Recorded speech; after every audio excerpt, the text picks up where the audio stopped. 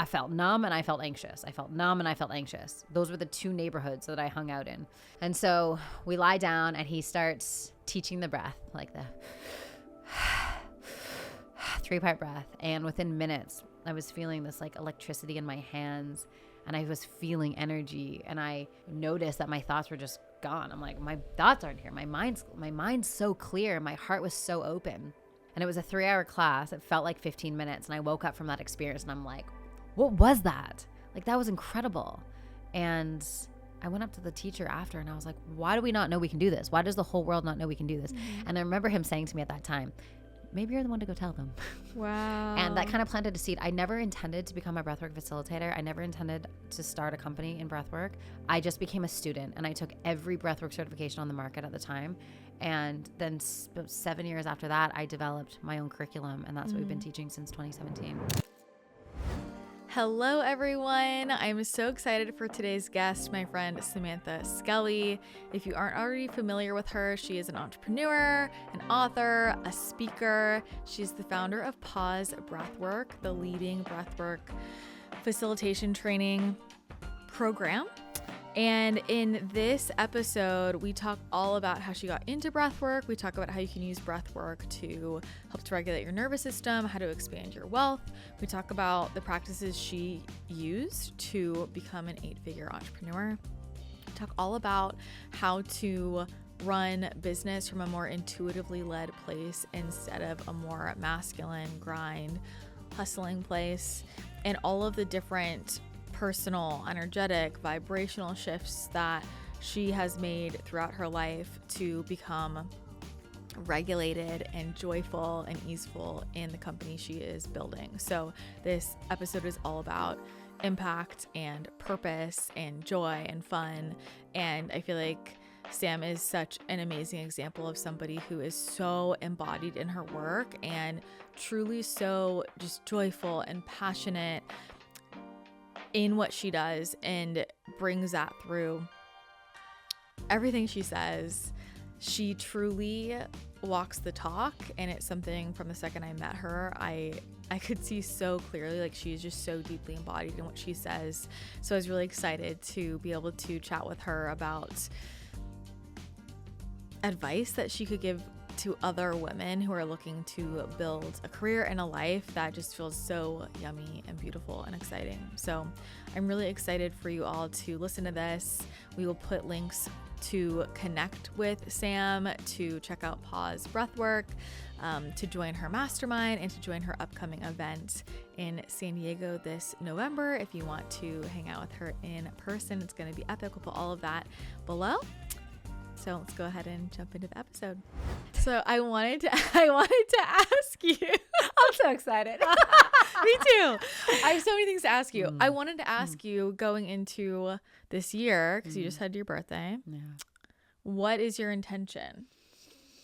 Make some babies, make some memories, and have fun. I was journaling about it actually on the weekend. We were up in Lake Tahoe, and it was sort of like I was asking myself the question, why do I do everything that I do? And when I actually really get down to like the nucleus of why I do all the shit I do, whether it's work or personal work or spiritual work or whatever it is, I just want to fuck around and have fun. Like I just want to have fun. Yeah. Like I think fun is such a core value of mine, you know? And it's like, why do I do all the work that I do, the inner work, the spiritual work, the belief change, all that stuff?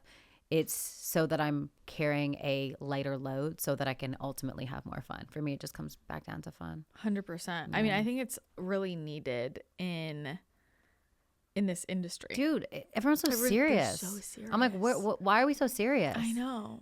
I'm bored with all the seriousness. I agree. I agree. It's like very heavy. And I think, I know for me, I'm like, I think I have such an intense like inner child need outside of that. And people will think I'm really serious because of the work I do. And I'm like, I'm not. You're like, I'm playing. Yeah. I'm not at all. Yeah. You know? Yeah. That's why I like energy, because I'm just like. Dude, it's so fun. Fiddling. Because energy's not serious. No, not at all. You know, there's like a buoyancy, there's a playfulness, there's like a dance, there's like it's almost like quirky You know, like that's how I track it and feel it. And so it's like when it lands in my body, I want it to have that same integrity versus it landing in something that feels dense and distorting it. Yeah. Well, that's the only way energy can actually move, right? Like we have to, it's like your body has to be in a relaxed enough state to like allow things to release, to allow things to open. And even like on the table, like that person has to be in a state of allowance and lightness. And for me, moving energy, like I have to be playing with it. If I'm really serious, it doesn't move. Yeah. So that's just mechanically how it works. And do you know Dana Kipple? No, who's that? She was just on the show. She's in LA. She'll be in LA. Yeah. But she wrote this book on plasma, which is essentially like a scientific way of explaining energy. And she was talking about how she went to some center where they're working with plasma, like a plasma ball, that you would see at like stores and stuff, and how it responds to your energy. So if you're really tight and rigid and serious, it doesn't move. Interesting. But when you are more relaxed and you're playful and you're more whimsical, it starts to flow with you. Dude, it's so fascinating. It's so real. It's so cool that we now have sort of like data-backed, research-backed evidence as to why this is all actually legitimate. And it takes it out of the category of like woo-woo and puts 100%. it into the category of like this is literally just science at the end of the day. Yeah. I mean, I think that in the next 20-30 years, anybody who works with any type of frequency is gonna be 100% put in a very different place 100%. in society. Yeah. Because we will have been in these arts in like a very advanced way. For sure. So when the mainstream finally like really gets it, because there is so much science, there already is a lot of science, people just don't know about it, and that we're gonna get more and more. People are going to start working with their bodies in a really different way and like need that. I'm already seeing it happen in the coaching industry. You know, when I first started coaching 17 years ago, it was all like mindset, affirmation, very much like neck up type of work.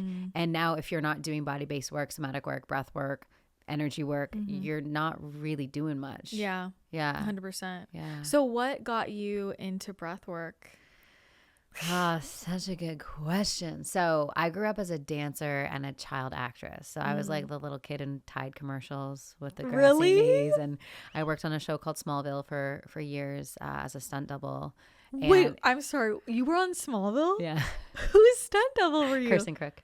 Wait, you were doing stunts? Yeah. Wait, I'm shocked. Like what kind of stunts? Dude, I would do anything that she could potentially hurt herself in. So it could be as the most intense one I did was I had to cliff jump in Vancouver in winter at night and do it over and over and over and over. We had to like shoot the scene a million times because she could potentially hurt herself. Or it could be something as simple as like slipping off a ladder and having to catch myself. It could be something. I even did like hand doubling for her. Did you get hurt? No. Wait. I'm sorry. This is like, how did I not know this? This is key information. I talk about it like not. I mean, it doesn't come up often, but I talk about it. I've talked about it on Wait, this is so exciting. Wait, like so how do you become a stunt double? So I didn't try to be. So I was a dancer and I was I was good with my body, a gymnast. I was like very, very athletic. And there was a facility in Vancouver called Stunt Action Gym. And I was just like, I want to learn how to do that. I had no intention of like actually doing it. So I was there and I was like messing around and there was people there from the stunt world. And they're like, you should get into this. Like, you're really good at this. And I was like, okay, like what does it even look like? Somebody good at it. You have to be mobile. You have to have flexibility. You have to be an athlete. Probably like really good reflexes. You have to have good reflexes. Okay. You have to be an athlete. You have to have extreme body awareness. Yeah. I was a ballerina. I was a dancer. I was a contemporary dancer. So like my body awareness is really, really, really good. And then you train for it. Then you train for like how to fall down the stairs. That was my party trick forever in high school. Like I would just fall down the stairs and people think like this chick's wasted. I'm like, no, I'm just practicing. It's just you got to be malleable. You got to move. So you literally learn like how to fall down the stairs in a safe way. Yeah, yeah. You learn how to fall down the stairs. You learn how to trip and make it look like real. You learn how obviously like this is the jumping out of cars, jumping out of windows, jumping out of like jumping off of a cliff. Gosh, I mean, I did all sorts of shit. Balancing. Like it was like even something like balance. Like they'd be like, okay, we're calling you into set. I'm like, what's my scene? They're like, you're balancing on something. I'm like, and it wasn't even high, but it's like even something like that, like she could hurt herself doing. So I'm like, all right, let's go. So for how long? 4 years. Oh my gosh. Okay, so what were your takeaways from that? How did that shape you? I need to know. Oh man. I learned that I love film. Like I love television. I love storytelling. Like I hate Hollywood though, which is why I didn't want to pursue it anymore. You know, even the little time that I spent on set in Smallville, there was a lot of interesting, weird shit that happened that I'm like, I just don't see this for my life, you know? So I learned that I love film and creation and storytelling and telling stories through film, but I learned that I want to do it in a different way, which is sort of why I chose kind of like the path that I'm on now. But it's also it was so much fun. Yeah. You know, like being on set and just being like, oh wait, what do I have to do today? I have to do what? It was cool just being there, like being in the trailer, meeting the other actors, like going to these like insane locations and being in hair and makeup and then jumping off. Yeah, it was just like it was fun. It was just like a fun thing to do. It's funny actually. I met someone about a year ago who does documentaries, and he like interviews stunt doubles, like who are like currently working. And it like him and I were just jamming out on it. And I'm like, dude, I kind of miss it. Like there's a part of me that like, it's like, I don't know if I'm in like the athletic shape to do it. Maybe I could probably train for it again, but it was super fun, like super, super fun. Did you ever do anything that genuinely scared you? I'm weird in the sense of like, I don't get scared from doing like physical things. Like I'm a like extreme snowboarder, for instance, you know, like I will go on any black diamond. I was in Tahoe on the weekend. I'm like, there's a part of my brain that doesn't register fear when it comes to like physical stuff. It's kind of weird. Like I have to be like, slow down, Sam, you're going too fast. Like I don't get afraid when it comes to like physical things. Like I'll jump out of an airplane every day of the week. So I don't really have that. What does make you afraid?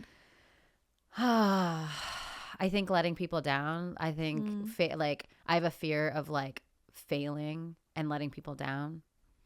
I have a fear of like upsetting people. I have a fear of like being misunderstood. I have a fear that people will misread my intentions. Like I think like not being fully seen and heard and being misunderstood and misread, that like I can feel the fear in that. And then I think like, what else?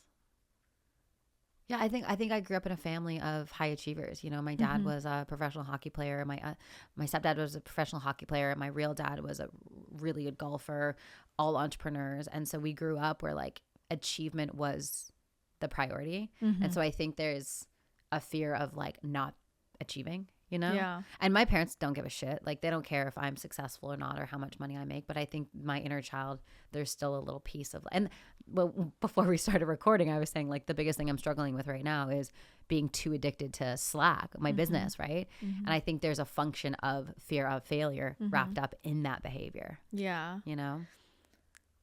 I'm curious when in your life, though, you felt the most scared. Like what actually stretched you? When were you the most uncomfortable? Getting engaged. Really? Yeah. Why? Oh my God, it's terrifying. The same person for the rest of your life. No, I was legitimately terrified to get engaged. Tell me about that. I grew up in a family where my first imprint of marriage was horrendous. My parents, I was 4 years old. My parents were getting a divorce and it was gnarly. Like it was a gnarly divorce, like screaming, the whole thing, like classic Hollywood movie divorce. I was sort of born into that environment. And so I just had intense commitment issues of like, I think it may be the thread of like the failing thing again. Like, what if I make the wrong decision? What if I pick the wrong person? What if I get a divorce? Like, that's the worst thing ever. I never want to do that. And so my husband and I, my now husband, I stayed. We were dating for like 3 years. Then we got engaged, and we were engaged for 2 years before we got married. And those 2 years were the hardest years of both of our lives. It was so intense. I felt like I wanted to run away a lot, even though on paper he's exactly who I want. Right. There was this part of me that was like, abort mission. This is terrifying. This is scary. Like you don't need to get married. This is ridiculous, you know? And I knew that was my trauma talking, not my truth. And so I just worked it and worked it and worked it and worked it and worked it. And now I look back on that. I'm like, how could I have ever thought that? You know, it's crazy, but I was terrified, you know, and it stretched me to stay. And I think if I didn't have the right people around me at the time, I don't think we'd be together. Wow. Yeah. I wanted to ask, because I'm sure there's somebody listening that can relate to like that fear of commitment. How did you know it was your trauma talking, not your truth? It feels different in the body, you know? When trauma's talking, it's like, there's so much negotiation. It's so busy. It's so heady. It's so intense. It's so emotionally exhausting, energetically exhausting. It's just, there's an intensity to that charge in the body. When it's truth, it just feels sad. Do you know? It's like, that's my truth. And I can like feel it in a deeper part of my being. It's like in my solar plexus and in my like gut. I'm like, that's my truth. And then there's sadness because I'm like, that would be really sad, you know? But I know it's true. And there isn't the charge. There isn't the buzz. There isn't the fear. There isn't the like it's not like that like pulsing feeling.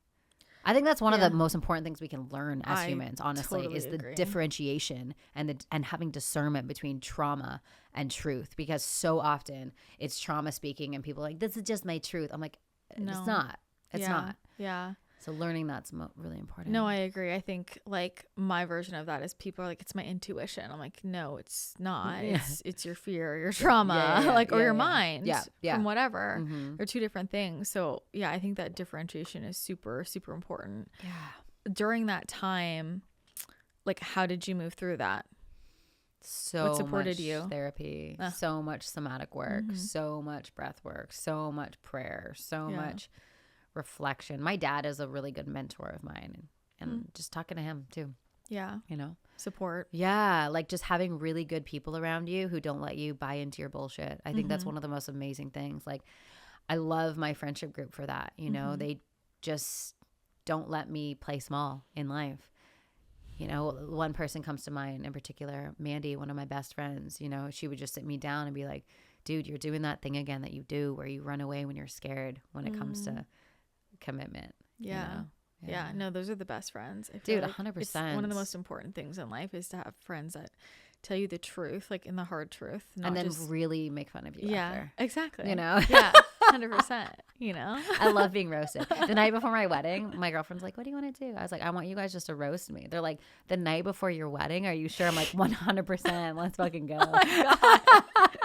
It was the best. Oh my God, I love it. Well, I derailed you of what got you into breath work. Oh, yeah. Please come back there. So you were a stunt double. Stunt double, child actress. Yeah, I was in a show called Aliens in America. Of course you were. Bunch of singing. Exactly, because she's an alien. Yeah. I literally am an alien in America. Yeah. I just realized that. That's funny. Hilarious. I then developed a unhealthy relationship to food in my body after being a professional dancer and being in entertainment, and I just felt like it was soulless. A lot of the stuff that I was doing was a little bit soulless, and it wasn't bringing me that deep sense of fulfillment, and that manifested as disordered eating, body image issues, things like that. And I was trying everything to try and get rid of that. At the time in my life, I was like 21 or so. And I feel like I had a PhD in personal development. I knew so much, but I didn't quite know the body energy stuff and somatic stuff and nervous system stuff. I didn't know any of that stuff. So I had like a body that was like in survival mode constantly, but I was trying to affirmation my way through it, and I was just getting more stuck and feeling more wound up. And then I read Elizabeth Gilbert's Eat, Pray, Love book, and she talked about going to Bali and having this spiritual experience, and I was like, that's what I'm going to do. I'm going to do that. So I literally booked a one-way ticket to Bali. I went to the exact medicine man that she talked about in the book. I had a session with him, and he just looks at me and he goes, you need to go meditate. Like you think way too much. Like you need to chill out. And at the time I hated meditation because I just had insane body image issues. I had insane anxiety. I couldn't relax. I couldn't stay still. I have ADHD. So just the whole thing, I'm like, I'm just such a no for that. but then there was like that higher part of me that was like, just go to the studio and just go take a meditation class. Like he told you to do that. So I got there and there was no meditation class on the calendar, but there was a breathwork class. And this was, what was this? 18 years ago, 16 years ago, 17, something like that. It wasn't cool like it is now. It's like so cool now, right? I'm like, what is that? And I just trusted and did it. And I walked up the stairs and everyone's lying down with pillows and blankets. And I'm like, what's about to happen here? It looked like some sort of like adult orgy was about to go down. I'm like, what is going on? And this guy came up to me. He looked like Jesus. And he just goes, you are about to go on the ride of your life. And I'm like, oh my God, what the fuck is about to... And he goes, you are going to experience the highest states of joy and bliss and ecstasy. And you're going to release and let go of everything you're holding on to that doesn't serve you. And this was at a time in my life where I felt numb and I felt anxious. I felt numb and I felt anxious. Those were the two neighborhoods that I hung out in. Didn't feel any of these other things. Intuition. I wasn't connected to my intuition because I wasn't connected to my body. And so we lie down and he starts teaching the breath, like the 3-part breath. And within minutes, I was feeling this like electricity in my hands and I was feeling energy. And I noticed that my thoughts were just gone. I'm like, my thoughts aren't here. My mind's so clear. My heart was so open. And it was a 3-hour class. It felt like 15 minutes. And I woke up from that experience and I'm like, what was that? Like, that was incredible. And I went up to the teacher after and I was like, why do we not know we can do this? Why does the whole world not know we can do this? And I remember him saying to me at that time, maybe you're the one to go tell them. Wow. And that kind of planted a seed. I never intended to become a breathwork facilitator. I never intended to start a company in breathwork. I just became a student and I took every breathwork certification on the market at the time. And then 7 years after that, I developed my own curriculum and that's what we've been teaching since 2017. Wow. Yeah, it's been fun. So what about your curriculum is different?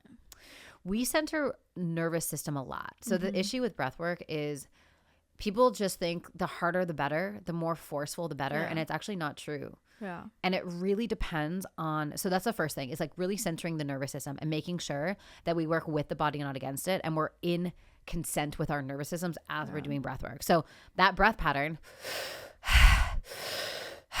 if someone does that who's highly sensitive, has a body full of trauma and is super anxious, they're going to be blown out of their, what we call our zone of tolerance. And it's actually going to be more harmful than good. Yeah. So a lot of breathwork practices, modalities don't pay attention to that. The second thing is we teach body energy. Every single body has a different energetic structure. Some people have a lot more like earth and ground. A lot of people like you and I, right, are a little bit more up here. So depending on how our body's energy is landing, we have to be mindful of the type of breath work that we do. So that's another one. And just a big emphasis on trauma and realizing that like breathwork is a medicine. It's so powerful and it opens up a lot. And if we're not safe in doing that, then we're going to get into territory where the body can't actually metabolize. So our bodies need to metabolize the energy that we bring through with breathwork. Well, if we don't have the capacity and the knowing how to actually feel our feelings and metabolize what comes up, people are going to get like stuck in it. So we really teach our facilitators how to actually take people through those processes so that they can safely guide someone through breathwork, no matter how much trauma they have or how locked up they are. When I first tried breath work, I was like healing from Lyme and mold, and I had a couple of experiences that were like amazing, and then I had a couple of really traumatizing experiences. I mean, it was very much that, and even to this day, I kind of like know my limits with like, because it's so easy for me to like leave my body, but especially then because there was just so much I was working through and storing when I was sick. Like I was actively in a traumatic experience. Like while I was going through Lyme and mold, like that was actively a trauma, right? And so 100%. And that was after a lot of other stuff I still hadn't, worked through. That started somewhere, obviously. So yeah, I had a few like really great experiences and I was like, yes, I love this. I want to do this more. And then there were a couple of, and it was mostly like I was going to certain events, like small group events and things like that. And then I had a few where, I mean, I don't know technically what happened. You would know, but it was like, I felt like Yeah, like re-traumatized. I just felt like re-traumatized versus, and I don't really know why or what happened. And you know, I would be getting like really bad tetany, and like I felt, and there were times where I'm like, I don't even feel safe right now, or like, so there were a lot of different factors, and then I was like, okay, I think this is a stronger tool than people are acting like it is. Like, I think people act like it's just like, whatever, we just do breath work. I mean, I feel like people are like that with energy work too. It's just so casual. I'm like, these are like, can be really, 100%. These are really intense, 100%. You know, practices. So yeah, I mean, I don't really know what happened, but I know I had a couple of like pretty traumatizing experiences. And then after that, I worked with somebody one-on-one. And she was great because she was like, yeah, for people with chronic illness, like it has to be dialed down a lot. And like, she's like, I would use totally different patterns and blah, blah. So how much of that was just like me going to a random event where they're plugging everybody in? Like there's that component.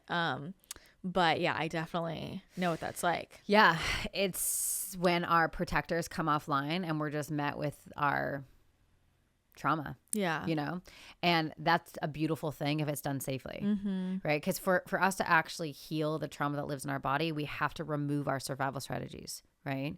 So when we're doing breath work, what we're doing is we're suppressing the response of the amygdala, which is the part that's like, don't cry. It's like the hypervigilance, right? And so we're removing the ego structures and we're removing the protectors, and it's exposing us to what's underneath the level, what's underneath there. Now, if we're not prepared to meet that, it's going to feel intense. And if we meet that too much too soon, it's going to feel what you experienced, right? So this is why when we teach it, it's really about giving the client the autonomy to choose their own adventure. So it's really about saying like, you're someone who's super energetically aware, like a little bit of breath work is going to throw you to the moon, right? My husband has a completely different energy system to you. He has to actually bring in so much more energy to have even a little experience. So when we remove those survival strategies, we are met with what's right there. And if we don't have the capacity to really metabolize it, or you don't know that that's going to happen, which probably was the case, right? You're like, let me just go to this breathing thing in LA with all these drums and see what happens. People just aren't facilitating breathwork safely right now. And it really popped off like that in 2021, 2022, when it really got popular. And a lot of people are not trained correctly. Like so many people go train in breathwork incorrectly. And then they, most of our students that come to us are people who've been trained incorrectly. And then they come to actually retrain with us. That makes sense. So besides trauma, right? Like, how do you use this in your life? Because this is like a daily, 100% regular part of your practice. 100%. And I think a lot of people have very specific connections, like what breath work is for, but this is like your how you like move through everything. So tell me more about like the different ways you use it. I love that we're talking about this because I think a lot of times people think breath work and they're like, let me heal my daddy wounds and my trauma and get rid of my anxiety. And like, yes, you can use it for that. But what I love using it for more than anything is it connects me to God quicker than anything else. And it connects me to like my stream of knowing and my alignment. When I'm using breath in a very intentional way, again, those survival strategies are quieting down. It's giving me space to actually feel my heart, feel my alignment. And in that place where my structures are more malleable, then I can actually be precise with identity upgrades. You know, it's like I kind of look at like my wheel of life, right? So like health, wealth, relationship, career, money, blah, blah, blah. And I'm like, okay, what area of my life is not rocking? Like what area of my life is not a 10 out of 10? I'll give you an example, actually. I had a gym buddy who's one of my best friends, Holly, and we went to the gym all year last year. We trained together. And at the end of the year, I'm like, dude, I am worse off. Like, because we just didn't push each other and we didn't hold each other accountable and we were just worse off than before. Whatever. It was actually hilarious. I'm like, I gotta fire you as my gym buddy. I'm like, I gotta hire a personal trainer. So I realized like that area of my life was like at a 7 and I wanted it to be at a 10.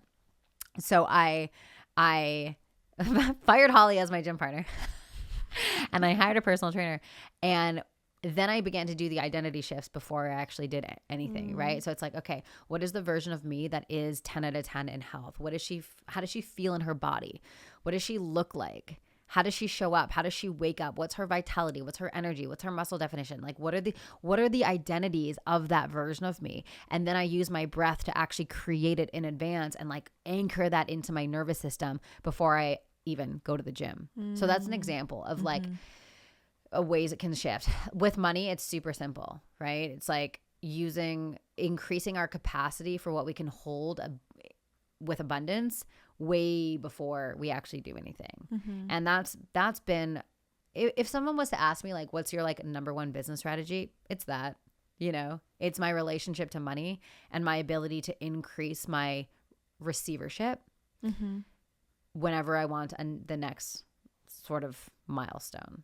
And then when it drops, I'm like, wait, my revenue's dropped, rather than like being like, oh my gosh, what happened? Where am I going? Like what's wrong? Is this wrong? Is this wrong? I check in with my energy around it. Where am I not a 10 out of 10 in my trust, in my abundance, in my gratitude? Gratitude is such an amplifier for abundance. And then I make little edits and I use my breath to get out of my mind to actually find the truth. Yeah. Yeah. I'm always so interested in asking people like from their lived experience, right? Like, what do you feel like is the most important piece of your like financial success? Let's see. So let's go back. Let's go back to like when I first started Hungry for Happiness. So the company before Pause was called Hungry for Happiness. I was working as a waitress, making $30,000 a year, and didn't really know what I was going to do next. And then I randomly saw an ad on Facebook that said, are you a heart-centered entrepreneur who wants to change the world? And I'm like, no, but I want to be. And I like clicked on this ad, and it was for this event in LA. And it was like a $7,500 ticket. And I was like, there's no freaking way I can afford that. But I saw in like small print that said, apply for a scholarship. And I'm like, that's interesting. So I applied for a scholarship, and I like poured my heart into this application, waited like 3 days. And I got an email back saying that I was accepted and I could come to this event as a on a scholarship. So it was 100 people. There was 10 like young entrepreneurs on scholarships, and the rest of them were just successful entrepreneurs. And I went to that event, and it blew my mind because I realized, oh, we can create something out of nothing. Oh my gosh, I can follow my passion, which was personal development and wellness and transformation. I can follow my passion, and I can actually monetize the gifts that God hired me for. Wait, what? Like, it was just like, I was blown away. So anyway, so I went to that event. I got home, and I'm like, okay, how do I do this? Like, what do I do? Like, what do I want to do? And at the time, I just overcome disordered eating and body image issues after I went through my breathwork journey. I'm like, I want to help people with that. I want to help people with emotional eating and body image issues. Okay, how do I do that? And I remember feeling, I was living in my 500 square foot apartment in Vancouver, and I remember feeling the sense of like imposter syndrome of like, but who am I to do that? And can I actually make money doing this? And I had a lot of blocks around receptivity. So then I just began studying Bob Proctor and listening to his meditations. And I swear to God, there's this meditation on YouTube. It literally is just like called Abundance Meditation. I think it's been up there for like 15 years. Yeah. I think 1 million of the plays are me. But I just played it over and over and over and over again because I didn't have anything other than my belief in myself to make this whole money energy thing work. I had nothing to lose. Because I didn't have a backup plan. I didn't have like a savings account. I didn't have, my parents didn't fund everything. I built everything from scratch. And so I'm like, well, they say this money thing works where you like align your energy with the blah, blah, blah. And apparently it works. Like, let me fucking figure this out. I don't know. So I did it every single day, the Bob Proctor meditation. And I acted as if every single day. And I would wake up and visualize $500,000 in my bank account every single day. And I would go I would go to Whole Foods rather than Superstore, which is this like cheap store in Canada. I would go to Whole Foods and I would just walk around and just feel the energy of Whole Foods. I'm like, oh my gosh, people can afford to shop here. This is amazing. I would go drive Teslas that I couldn't afford. I would go view homes that I couldn't afford. I just got myself into the energy of abundance. Every Friday night, I took off the restaurant and I would grab my laptop and I would go to this really fancy hotel in Vancouver and I would sit up at the bar and I would order a glass of wine that was like $18. And I was like, oh my God, that's so expensive. And I would sit there and I would just pretend to be a CEO. Like I would embody it. I love that. And I was making $30,000 a year. I was waitressing, and people would come up to me. They're like, "Oh, you working late?" I'm like, "Yeah, I'm just like working on some proposals." Like I freaking embodied this version of me of like, I am a multi 7-figure, 8-figure CEO, and I have this wellness, and I just like, I brainwashed myself into wealth every single day. You know, I still do. Yeah. I still do. You know, it's like we're aiming to do 10 million this year. Well, I don't know what that feels like energetically because we've never done that before with this business. And so I'm like, okay, what's the version of me that can actually hold the energy of this? And I still do that Bob Proctor meditation all the time. I still act as if all the time. Yeah. I'm still visualizing all the time. And I really believe that has been the key to unlock it. You know, it's not that like I'm a C+ student. I was never like proficient with financial literacy, any of that stuff. I just have learned it. But the greatest thing that I've done has been super committed to the energy. I love that. So then where does the nervous system come in? The nervous system's everything. It's like if your nervous system is not wired to receive and it doesn't feel safe receiving money, you are going to block it every day of the week. So that so much of it is closing my eyes and just feeling into receiving, and then finding where I feel safe in my body and tying those two things together and training that over and over and over again. So whether it's like $1 million month, or whether it's receiving love, or whether it's receiving, you know, your dream clients or whatever it is, it's just like the goodness of the world. Can you allow the goodness of the world to come in and notice where your nervous system clenches? And for us to do this, we have to be embodied, right? So do some breath work, get into your body, and just notice when things come to you with ease and flow where your body's actually resisting it. And then really feeling into it and just keep working and working and working and working. It's like precision energy work until that part of your nervous system is like, okay. And what we're doing in that process is we're taking the density that lives in the cells and the fascia and the tissues, and we're turning it back into light. We're turning it back into divinity. And we do that through our awareness. We do, like, we are the drug. You know, it's like we are the drug for every point of suffering that lives in our body. We have the antidote. We have the answer. We have the medicine, and we access it through the breath. So if someone is just living in a state where their nervous system is like super online, like I can't even tell what I'm clenching, like I'm just constantly clenching. Yeah. Where would they start? You know, one of the mantras that I used when I was, because I used to live my life like that, is I just used to say to myself, nothing's wrong. Nothing is wrong. Nothing is wrong. That worked for me, you know, and like really actually feeling like everything is right in the world. So I think there's that. Number 2, I think having a greater context for life is really important, you know. Whether that's God, universe, whatever it is, just realizing like, good thing we're not in control, you know? Like, thank God I'm not in control of this thing. Like, I love saying that to myself because we're not, you know, before when you were eating your burrito an hour ago, we were talking about like just life shifts and stuff. And you're like, I don't know, we'll see what God has in store for me. Right. It's like this knowing of I am not in control, and that's such a good thing. Yeah. And now can I just surrender and relax and just trust that God's got me? So I think that's the second thing of just realizing that nothing's in control, or we're not in control. But then also don't sit back and eat bonbons all day. Like actually be in aligned action, because I really believe that when we are the creators of our life, anxiety begins to dissipate. When we tell the truth of what we want, anxiety begins to dissipate. So get clear about what you want in your life and take aligned action to get there. It's going to help the anxiety release. And then as you're in action, realizing that A, nothing's wrong, and B, God's got you. You're good. Yeah. And then we're all going to die, so who cares? You know, like that's what I come back to as well. No, like I just want to have fun. Going back to what I started with. It's like I just want to have fun. Clenching my butthole and being scared every single day is not fun. Literally. So let me train my body to relax and receive. 100%. So what would you say to people, because this is what people always bring up, right? Of like, okay, well, I'm trying to act as if I'm telling myself these things, but like, how do I deal with everything external? Like, I'm living with someone who is bringing me into this other reality, right? Or like someone else is telling me that's not realistic, or I'm watching, you know, what's happening in the world, and I like for people who struggle with that, of like staying in their own lane with it, what would you say? Number one, there's never been a better time to be alive. Just shut Yeah. the news off. Yeah. Like, seriously. Like, I think one of the biggest things is like finding the ways in which your life force is being depleted. And a lot of that is on social media and listening to the news. Like, we just have more access to information. This shit's been going on forever. It's actually one of the most peaceful times. We just have more access to all this shenanery, you know? Yeah. So limit that, you know, have like follow one independent journalist on X and mute everyone else who's talking shit on social media, and find one journalist or a couple journalists that you trust that are not biased on left or right, and just study them.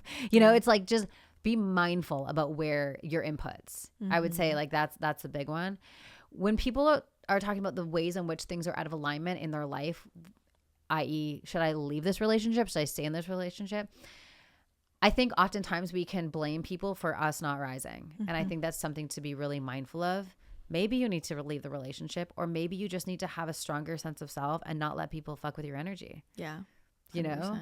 Because I really do believe women are the leaders of our relationship. And I hear this all the time, having a community of women, right? Yeah. My husband's bringing me down. My boyfriend this. It's like, okay, and are you letting that happen? Yeah. Because guess what? If you were so anchored in your alignment and your femininity and your mind and your body and your heart, he would actually change because you're committed to that. 100%. I saw it happen in my relationship, you know, where there was like little things that Eric was doing. And rather than blaming him for that, I just held my alignment. He had no choice but to rise. You know, and I think sometimes we give our power away by saying, oh, but this person's taking my energy. He can't do that. He literally can't do that. You're giving your energy to him. Yeah. So I think it's both, right? It's about updating and editing our external world to get rid of the things that are sucking our energy. And we all know what those things are, right? It's like, stop the scrolling, stop the weed, stop the wine, stop the gossip, stop the comparison. Like, get rid of everything. Edit your life, energetically edit your life. But then also, don't blame anything for the way that you're feeling. Take full accountability and full responsibility for your life. No, I totally agree. Yeah. And it's like, because if you're in that state where you keep adjusting to other people, you can leave the relationship. Somebody else is now it's going to be somebody else's fault. 100%. Now your friend's going to be the one bringing you down, 100%. right? Like, you're Yeah. always going to be the victim to everybody else, For you sure. know, until you decide, like, I choose how I feel. Like, I choose that I get I to hold my think frequency. victim mindset is the slipperiest slope. Oh my there God, yeah. is, you know, yeah, like, I agree. yeah, it's the worst. Yeah. It's the worst. It's like, and if you're listening to this and you do have a victim mindset, just notice it and clean it up. Because when we can do that, your life will open up in such a beautiful way. Like, when I mentored with Tony Robbins for a year, and it was amazing. It was such an expander for me. And like, he says this all the time, but he goes, everything is happening for me in perfect timing, even the hard shit. You know, like, every hard thing that I go through, and I go through a lot of hard things because I have big dreams. We can't have big dreams without hard things. You know, there's content that God gives us in order to hold the energy of that beautiful thing that's coming. Yeah. We got to go through it, you know, and there's a big difference between wisdom from a mentor and lived experience. You know, you have to somatically, energetically go through hard things to develop the capacity. You can't read that shit in books. That's life school. That's life school. So it's really about realizing that everything is happening for us, even the hard things, even the relationship breakdowns and the breakups and the financial, whatever, anything. You know, no one gets out of life on an easy ride. Life is challenging by nature, and that's the beautiful way it's been designed. Yeah. But if we can heal the victim mentality and just go, I'm so excited to see how this is happening for me, we can set ourselves free. Yeah. Well, and it's so, I think, obvious now more than ever before, when people are actually embodied, like they've actually walked the talk. You feel that from people, because I think now so many people read about things or listen to podcasts and then they just regurgitate it. Yeah. And you don't feel it. And then people wonder why it's not working or why they're not attracting. It's because you're not actually expressed in what you're talking about. And that's why I'm like, I feel like that the life experience, it's like a welcome it. For sure. You know? 100%. Becoming. Yeah. It's like every time I get punched in the face, I get better. Yeah. But if I had a victim mindset about it, I would just make my life smaller and smaller and smaller and smaller and smaller. Oof. Yeah. You know? 100%. One of the things I wanted to ask you about, because I know you have lived it, you made this post.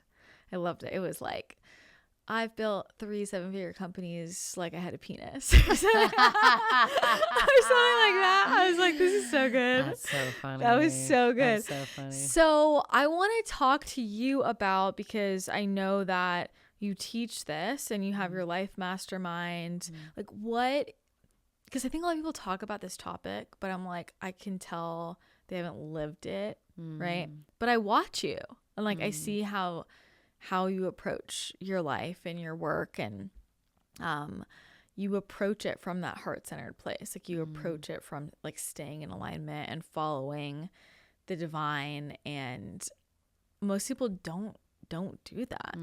And so what was your experience with like, okay, you built things in a more masculine way, and then how you shifted that into doing it in a way that's more in alignment for you? Yeah. So during the time where I was doing the Bob Proctoring and I was going to Whole Foods and I was like, you know, figuring it out, I ended up hiring a lot of masculine mentors. Yeah. You know, I didn't have a lot of female examples in my life, and I wasn't looking for it. I was just like, who's going to teach me? And I just took on all these male mentors who were great. Like, I'm so grateful because they taught me amazing things. But what they didn't teach me was how to actually do business like a woman. So when I was building Hungry for Happiness, I wasn't enjoying the day-to-day of that business. It had a beautiful mission, great name. I was super proud of it.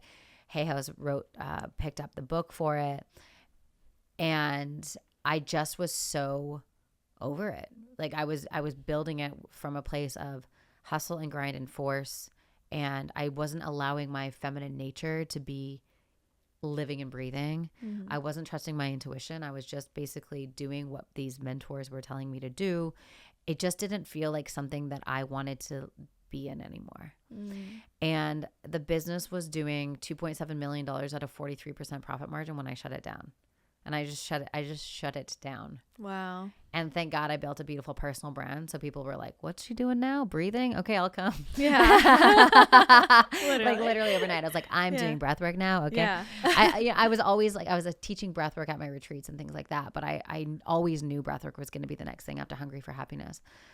And so when God knocked on my door and said, this is the next thing that you're doing, and it's called Pause Breathwork, I was like, okay, and asterisk, I have to do this in a way that feels good or else I'm not going to do it. And I just felt this sense of, yeah, do it your way. Like really, really do it your way.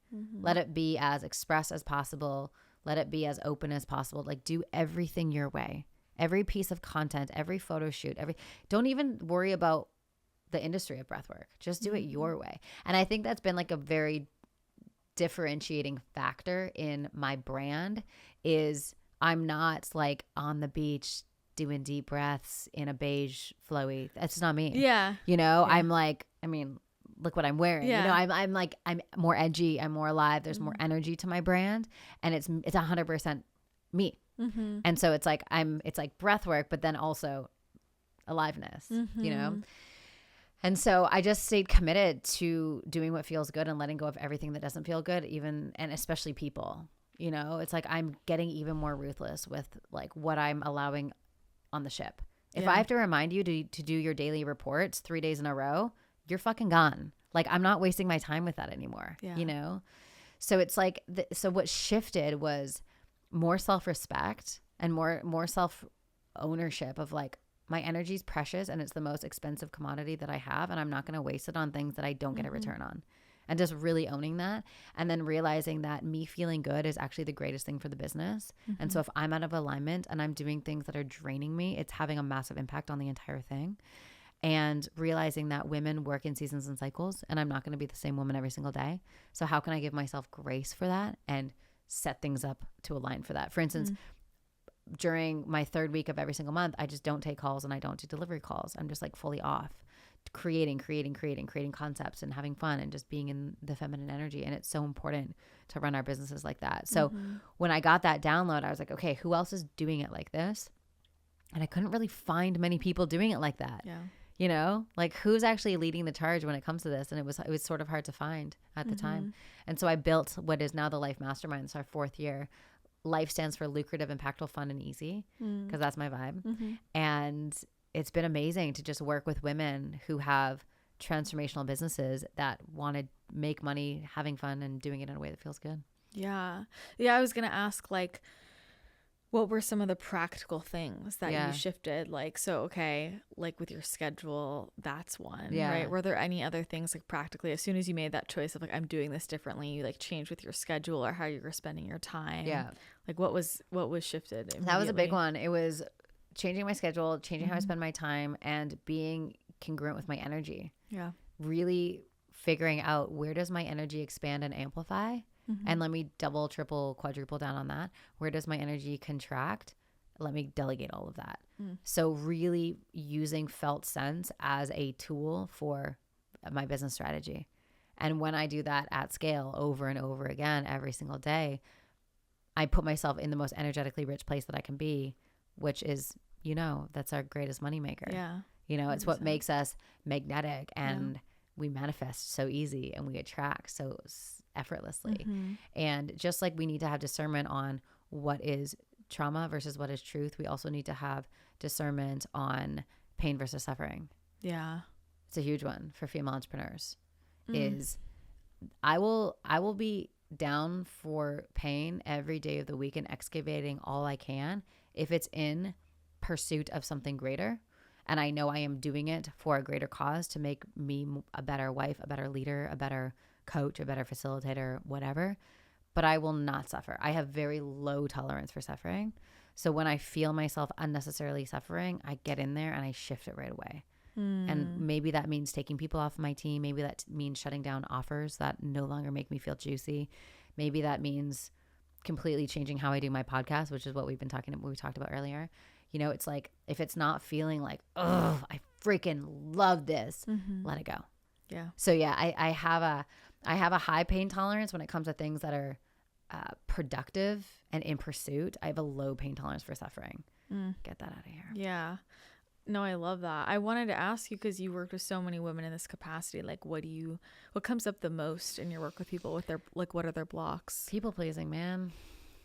God, it's like, and not making themselves the main character of their show. You know, it's like doing everything for everyone else, putting themselves last. It's the martyr thing. Yeah. You know, women are fucking unbelievable, and we have to start acting like it. You know, the world is going to change when women rise into their financial power, into their confidence. They speak their truth. Women are amazing. Yeah. They really are.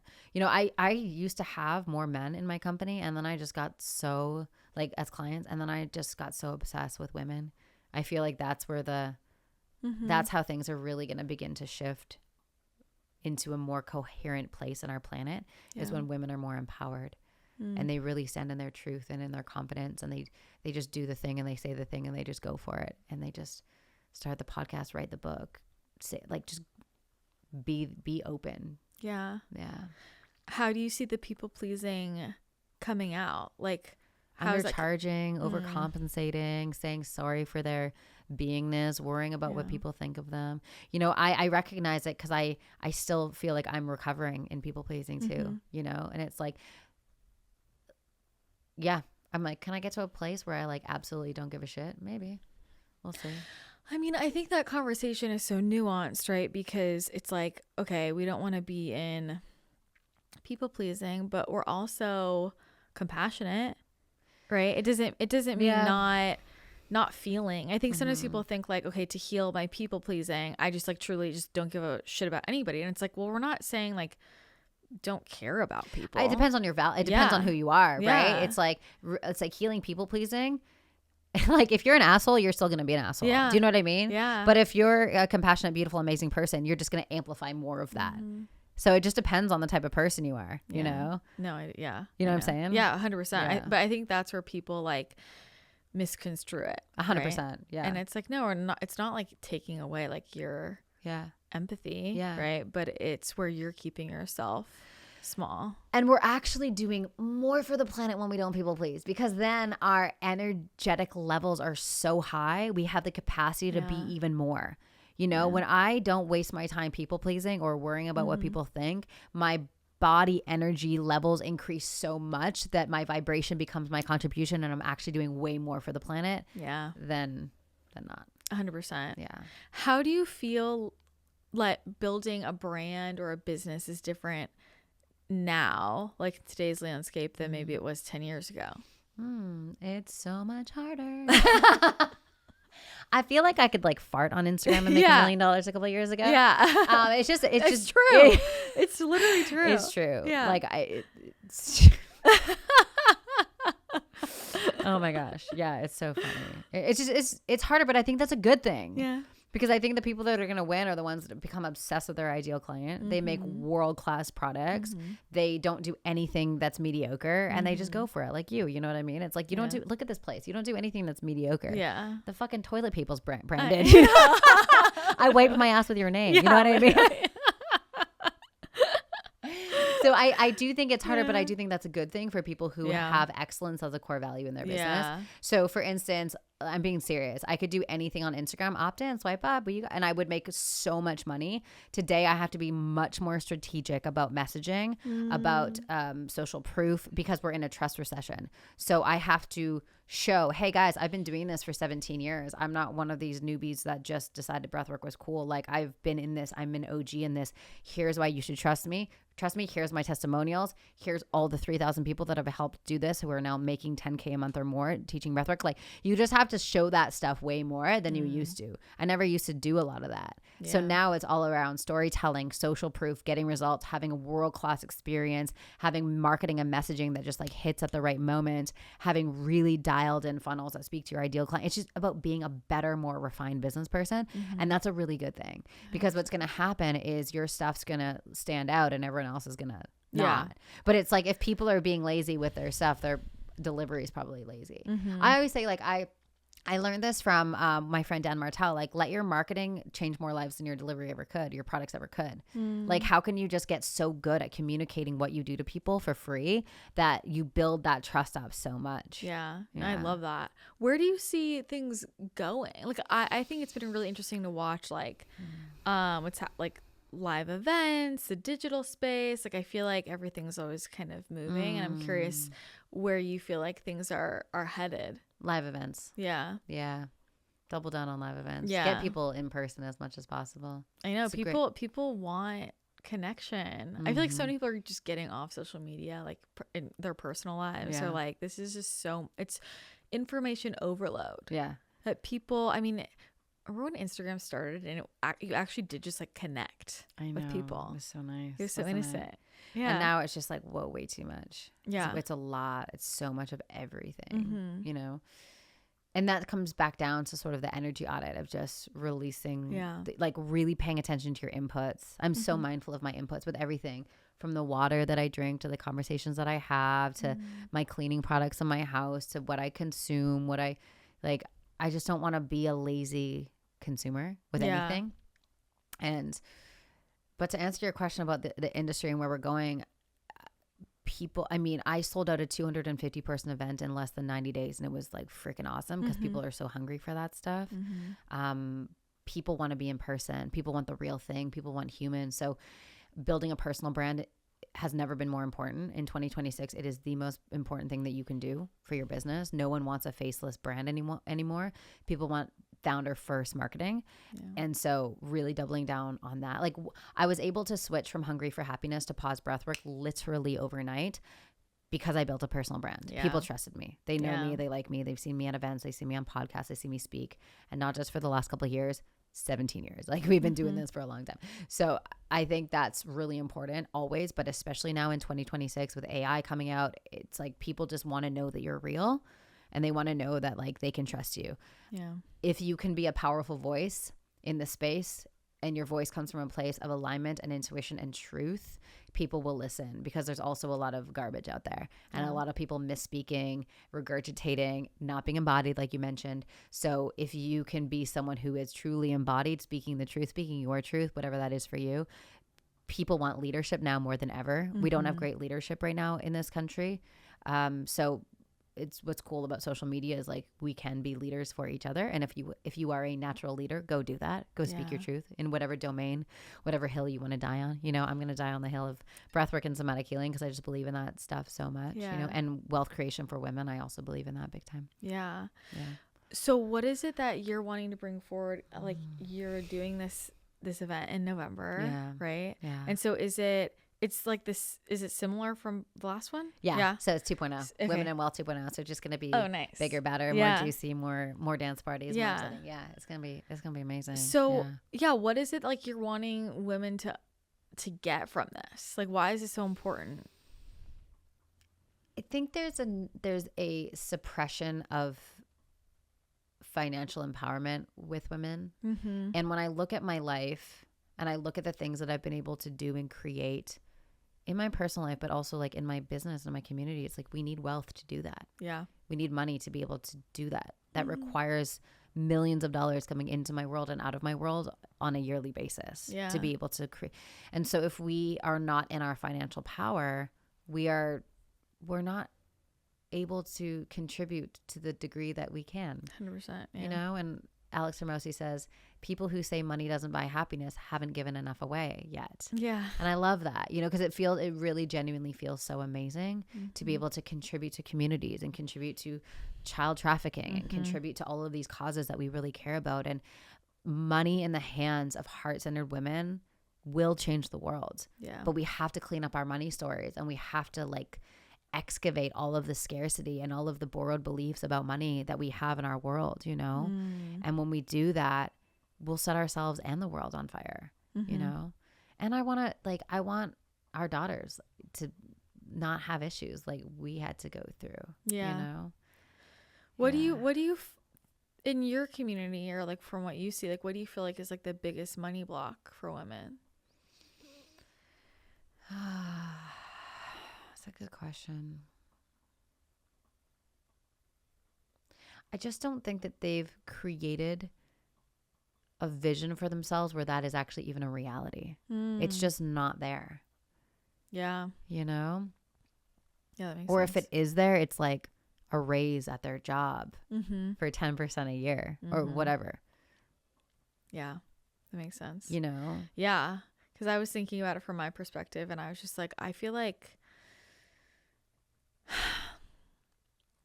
don't even know how to say this. Like, I always feel like it's more of an action issue than it is. I feel like in my community, it's not usually like, oh, I don't think I'm worthy, or like, it's none of that stuff. It's more of like, well, I want a lot of money and I want to do XYZ things with it, but like, I don't want to become the version of myself that shows up that way. Right. More so. Right. It's like, and I don't know that people even know what they're afraid of stepping into, to be honest. Yeah. And I think that's important for everyone to do that work. Like when you think about receiving money and making money, what comes up for you? There's so much taboo around money, you know? It's like, oh, I'm going to lose connection to my friends because they don't make enough or they don't make as much money. Maybe, but maybe not. Yeah. You know, it's like we can make stories around anything. So why don't we create an empowering story? Yeah. You know, it's like the more money I make, the more free people around me become. The more money I make, the more energetically alive I become, then I can contribute more. The more money I make, the more I can provide jobs for amazing people who have the same mission as me. Like, it's so cool to pay my payroll every single month. Yeah. When I was operating in the masculine, honestly, I hated it. When the 15th would roll around, my butthole would clench. I'm like, oh, here we go. But now I'm like, I'm so grateful that I get to pay these people to do these amazing jobs, and they're adding more value, adding more clients. We're bringing, you know, it's just so cool to see that. I just think women in business is a newer thing. And so we haven't created these maps. Yeah. There's not much leadership there. It's like, I also think a lot of the leadership is very like 3D. It's very like sterile. It's like women, but it's still broke marketing. Yeah. You know? Yeah. So I feel like there's not enough opportunity there, you know? Yeah. There's so much we can do as women. Yeah. And rather than just going, how are the guys doing it? Let's put pink on it. There's a new way to do it. 100%. Which is so much more collaborative and coherent and relationship based and heartbeat based. Yeah. You know, it's like we have this like in our Slack channel, we have like every new opt-in. And whenever one comes in, I'm like, that's not just an email. That's a human. Yeah. Real person. Providing that's not a bot, right? Yeah. But that's a real person. Like Kathy Davis. She's like, hey, I want this breathwork thing, whatever it is. Yeah. Right? Oh, that's like, that's an intention. She wants to expand. Like that's important. Mm-hmm. You know, like there's an importance there. Yeah. And when we can really pay attention to the people in our businesses and we can pay attention to the hearts that we're healing, not just treat it as a business, it becomes an art piece. Mm-hmm. One of the things, so my dad and I talked about just like sort of like the layer, like what's the purpose of business, right? The layers of business. For me, there's 3. Number 1, it is the greatest personal development journey of my life. I'm sure you resonate with that. Mm-hmm. Nothing pokes on my insecurities more, mm-hmm. and nothing shines a light on my gifts. Mm-hmm. You know? Yep. And 100%. There's no hiding. No hiding. And it's that every single day, all day long. Yep. It's like, you suck, you're amazing. You suck, you're amazing. You suck, you're amazing. Whether that's external, internal, whatever it is the greatest personal development journey. And it teaches you how to be so like a relationship master. You cannot be an entrepreneur if you're not a relationship master. You have to master the art of relationships and leadership. Whew, that's a whole podcast like on its own. So number 1, Pause Breathwork is my greatest personal development journey I've ever been on. More than my marriage, more than anything. Number 2, it's my canvas. It's my artistry. It is business as art. Yeah. Whether I'm doing a photo shoot, whether I'm talking and using my voice as medicine and art, whether I am writing a sales page, whether I am doing a live event, whether I am doing an online event, I'm coaching, whatever it is, my artistry is coming through everything that I do. Yeah. And then number 3 is impact, right? And then the 4th one is money, which those 2 things are, it's like the more impact you make, the more money you make. It's like the better you are, the more you get. 100%. I'm curious, like, you know, when my first business mentor, she would talk about these places where she had kinks in her journey with her business, and how there were just specific places that she would get caught. And then that was where she needed to make a big mindset shift, a big energy shift, a big embodiment shift to get to the next phase. So she'd be like, you know, for me to get to like 6 figures to mid 6 figures, it was a different version of me, right? For me to get from mid 6 to 7, it was a different version. For me to get from 7 to multiple 7, like different version. From that to 8, different version. And so with that in mind, I'm curious for you, what have you found have been some of those places where you're like, that place I hit a ceiling and I had to really become a different version of me? And what was that big shift? Yeah, so good. Every revenue level requires a completely different operating system from the founder. And when we excel in our revenue and we don't excel in our operating system, and what I mean by that is not technical platform, but like our internal operating system, then we're going to go back to that previous revenue. Yeah. Ask me how I know this. Yeah. So so we have to really go and ask ourselves what, and I ask my mentors around this and like friends who I'm like, okay, at 7 million, what do you do? Like I'll literally ask, what do you do all day long at that? And so it's like, there has to be a behavioral change. There has to be an energy change. There has to be an identity change. Where I get caught still, and I was sharing this with you offline, is I tend to still operate at lower revenue levels because I've always done it and it's so ingrained. And because I started this thing from scratch and I know almost how to do every role in the company now, there's a tendency to be like, let me just fix that. But it's like, don't do that, because that's not what a founder at this level does. She delegates, she trusts, you know, it's like trust is such a perfect ingredient for this. And I have to really get with, okay, at this level, at this revenue level, what do I do? Okay, well, pay attention to my numbers. Okay, pay attention to money coming in, money coming out, expenses, pay attention to people, Do I got the right people in the right seats doing the right things? And culture. Mm. And beyond that, I don't really have to do much. Yeah. You know? Content. Yeah. That's it. Yeah. You know? Numbers, people, content. That's it. Like, you don't have to do much. But when I'm messing around on Slack and paying attention to what other people are doing, number one, that's super annoying for my team and it's energetically exhausting for me. Yeah. But there was a time when I had to do that. Mm-hmm. You know? Yeah.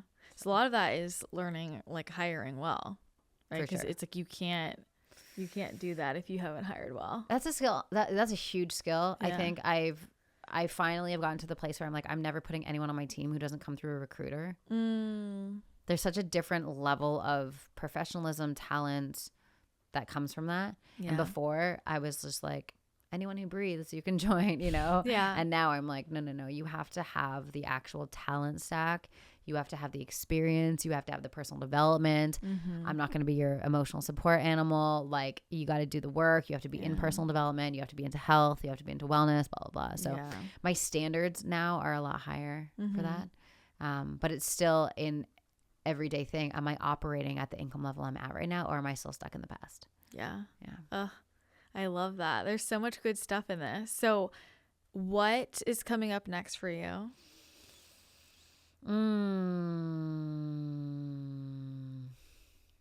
So now that the business is pretty solid and we have a really solid leadership team and we have like working funnels and it's just like the foundation is solid. Yeah. Our systems are solid now, as solid as they can be at this point in time.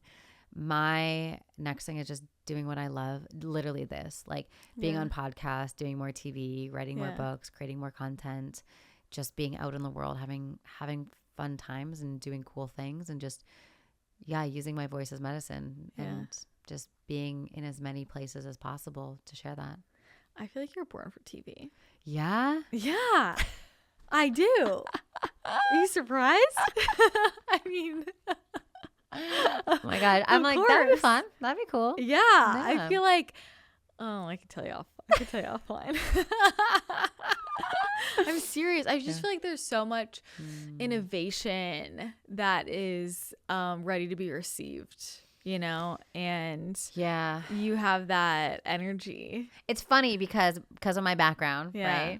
And then I had this opportunity of doing this TV show, which you know about, which I can't say the name of it. But anyway, it didn't air. And there was this part of me that was like, I wonder if the world wasn't ready for that message. Like, I wonder if the world, talking about how breathwork is intense. Like, I had a curiosity about that. Yeah. Like, when that all happened, I'm like, that's so wild that didn't air because it was such a good thing. Yeah. But maybe, I don't know. It's interesting, but I'm hoping the consciousness level rises more so people get this stuff now. Yeah. And I think because the world is waking up very rapidly right now and we're seeing like a lot of the illusions and the distortions, I think people are ready for it. Like I think COVID did that, where we all sort of like woke up very quickly. Yeah. And I think we're kind of going through another little one right now. So let's go TV. I think people are really ready. I think that it's like, okay, in that setting, that was like, you were on the episode, but you should be like leading it. Yeah. It's a different vibe. Yeah. I just think that things like won't work for you if you're not in charge. I've heard that before. If you're not the main character, I've heard that before. Don't think it's gonna work. If I'm trying to play a supporting role, it kind of falls apart. Yeah, not gonna work. Like, you're supposed to be kind of coordinating, masterminding, leading, creating the space. It feels so natural to me. Like, I do love it. I love even in my friend group. Like, I'm the one that like we just went to Tahoe for 4 days. And I just I organized and I planned and just little I love it. I love organizing. It reminds me of, I know this is like a bad reference because of the lore around it, but it's very like how Tyra Banks made ANTM. Yeah. You know, it was like whatever about that, but just kind of the whole like, you know what? I want to change this industry. And so I'm going to develop this whole thing, like whether or not it did. Right. But kind of the energy behind that Yeah. Because that was like, that completely innovated reality TV. For sure. 100%. You know? 100%. However it ended up. But all right, let's do it. yeah, Let's go. We'll Thanks, see girl. what Thanks, babe. happens. So, okay, tell us about how do people connect with you? So there's Pause, there's Life Mastermind, and then your upcoming event. Yeah. So if you want to become a breathwork facilitator, pausebreathwork.com/facilitator. If you are a woman in business who wants to do business in the feminine, doing it in a way that feels lucrative, impactful, fun, and easy, I have a 12-month container called the Life Mastermind. It's so freaking fun. It's so fun, and teaches you how to just make your life and business more easeful and more beautiful and more mindful, more feminine, attract more money, do it in a way that feels good. Do the thing that God hired you for. That's basically the ethos of that. And then November 3rd, 4th, and 5th in San Diego, we're running Women in Wealth 2.0. So our second annual event. And I'm so excited. Oh my God, I'm so excited. It's going to be amazing. I'm going to be there. I need to be there. And then at Samantha Skelly is where all those things live. Okay, we'll put all the links in the show notes. But this is perfect. San Diego needs this. California needs this. It like sold out so quickly. I'm like, okay, all right, people are hungry. Yeah, They are hungry. They are hungry. Amazing. Well, I'm so excited for you. Thanks, babe. Incredible. Thank you for being here. Thanks for having me.